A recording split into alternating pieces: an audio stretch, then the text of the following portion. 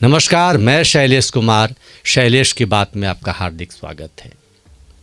और आज मैं एक ऐसा वृत्तांत लेकर आया हूँ जिसे सुनकर आपको महसूस होगा कि विद्यावान किसे कहते हैं। काशी नरेश का पुत्र जब विद्या प्राप्त कर वापस लौटा तो काशी नरेश ने एक भव्य आयोजन की तैयारी की। और उस समय की यह प्रथा रही थी कि जब भी कोई राजकुमार विद्या प्राप्त कर वापस लौटता था तब उसका प्रदर्शन जनता के समक्ष किया जाता था। तो अति महत्वपूर्ण वीडियो सभी के दृष्टिकोण से यह है, तो पूरे वीडियो में बने रहिएगा। अब आइए चलते हैं उस वृत्तांत की ओर।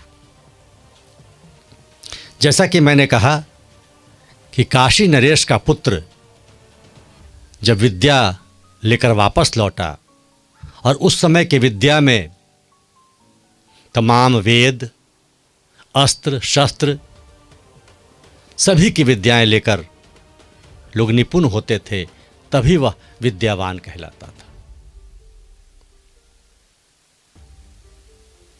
और काशी नरेश का पुत्र तमाम विद्याओं को पाकर यानी कि दक्ष होकर वापस लौटा था। उस भव्य आयोजन को एक बड़े जगह पर, बड़े मैदान में आयोजित किया गया था। आज के संदर्भ में कहें तो एक बहुत बड़ा स्टेडियम हो सकता है। और राजा महाराजाओं के पास उस प्रकार के क्षेत्र हुआ करते थे जहां लोग अपने रण कौशल दिखाया करते थे। और काशी के समस्त जनता उस वक्त उस आयोजन में मौजूद थी। बड़े बड़े संत, बड़े बड़े विद्वान सभी को आमंत्रित किया गया था और आयोजन प्रारंभ हुआ। काशी नरेश अपने स्थान पर विराजमान हुए। साधु संत भी अपने अपने जगह को प्राप्त कर चुके थे और विद्वानों की तो अथाह टोली थी। और समस्त जनता एकटक से उस महल की ओर देख रही थी, उस द्वार की ओर देख रही थी जहां से काशी नरेश के पुत्र को आना था। और वह क्षण भी आया जब काशी नरेश का पुत्र अपने महल से दौड़ता हुआ निकला। और निकलते ही उसने घोड़े की एड़ लगाई और घोड़े पर सवार हुआ। घोड़ा हिनहिनाता हुआ एक छलांग के साथ पीछे की ओर पैर को मारता हुआ हवा से बातें करने लगा। तालियों की गड़गड़ाहट से सारा स्टेडियम, यूँ कहें सारा वो आयोजन स्थल गूंज उठा। राजकुमार की जय हो, राजकुमार की जय हो, काशी नरेश की जय हो। लेकिन जब काशी नरेश का पुत्र महल से निकलकर दौड़ता हुआ आया था और उस घोड़े पर सवार हुआ, तो जब घोड़े ने अपने पिछले पैर से जमीन को मारा तो धूल के धुंध वहां पर खड़े हो गए। और वो धूल कुछ संतों के आंखों में जा लगा। इधर जय जयकार हो रहा था, तभी एक संत खड़े हुए और काशी नरेश की ओर देखकर उन्होंने कहा, महाराज, आपके पुत्र को अभी और विद्या की आवश्यकता है। काशी नरेश समझ गए थे कहाँ कमी हुई है और उन्होंने संत की बातों से सहमति जताते हुए अपने पुत्र को पुनः विद्या के लिए वापस भेज दिया। क्या बात समझ में आई? कौन सी बात आपने गौर की?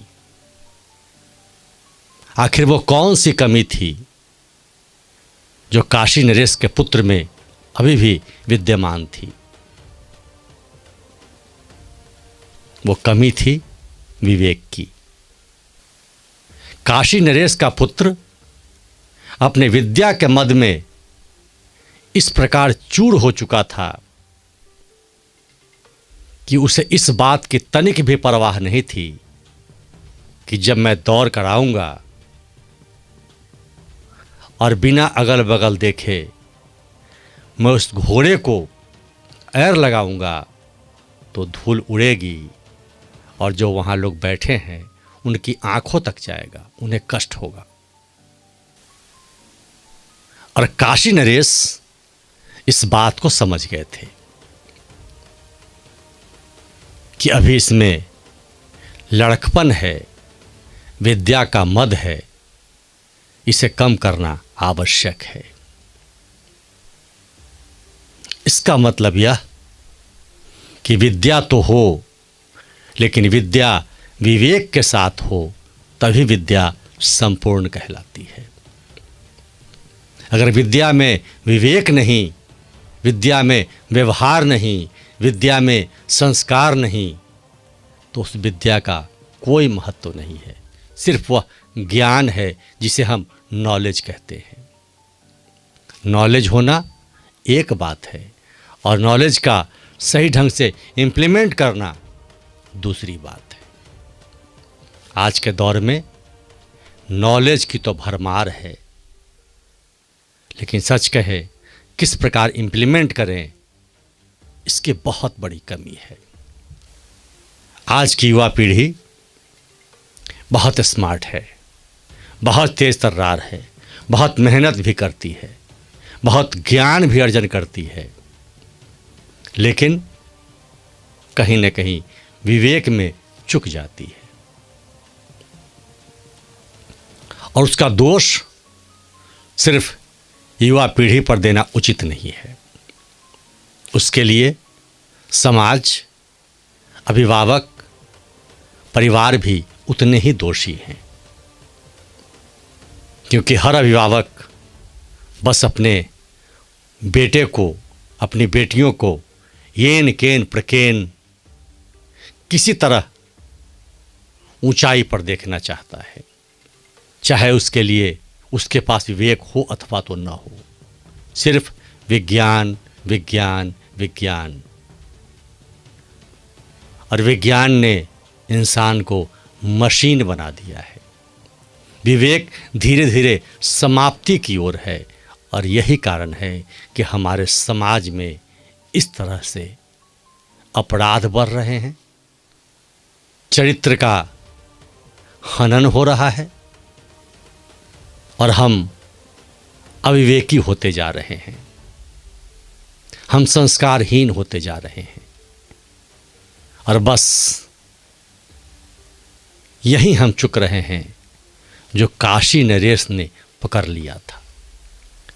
आज के अभिभावक, अगर कोई व्यक्ति उसके पुत्र या पुत्री के बारे में कह दे तो तुनक जाता है, लेकिन काशी नरेश विवेकशील थे, इसलिए उन्होंने समझा कि संत ठीक कह रहे हैं। तो युवा पीढ़ी अपने ज्ञान के साथ साथ विवेक का भी अर्जन करे, तभी उस ज्ञान का सही सदुपयोग होगा और समाज में प्रतिष्ठा बढ़ेगी और एक विशेष व्यक्तित्व के रूप में वह पहचाना जाएगा।